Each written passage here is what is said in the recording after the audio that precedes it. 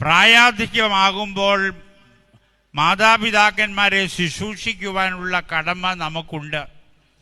നമ്മൾ കുഞ്ഞായി പിറന്നപ്പോൾ നമ്മുടെ അപ്പനും അമ്മയും നമ്മളെ കൈകളിലേന്തി ചോറുണ്ടോ മോനെ, കഴിച്ചോ മോനെ എന്ന് ചോദിച്ച് തോളിലിട്ട് എടുത്ത് നമ്മളെ വഴി നടത്തിയവരാണ് നമ്മളെല്ലാവരും.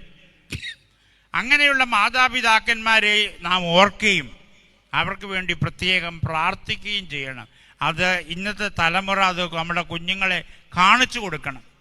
ഞാൻ പറഞ്ഞത്, പ്രായമാകുമ്പോൾ നമ്മുടെ കുഞ്ഞുങ്ങൾക്ക് നമ്മുടെ മാതാപിതാക്കന്മാരെ പുച്ഛമാണ്. മാതാപിതാക്കന്മാരും അതനുസരിച്ച് കുഞ്ഞുങ്ങളോട് പെരുമാറണം. വാശിയും ഒന്നും പിടിക്കാതെ നല്ല മരുമക്കൾ തരുന്ന നല്ല ഭക്ഷണവും വെള്ളവും കുടിച്ച് ജീവിക്കുന്ന അനുഭവം നമ്മുടെ ജീവിതത്തിലും ഉണ്ടാകട്ടെ എന്ന് പ്രത്യേകം പ്രാർത്ഥിക്കുന്നു.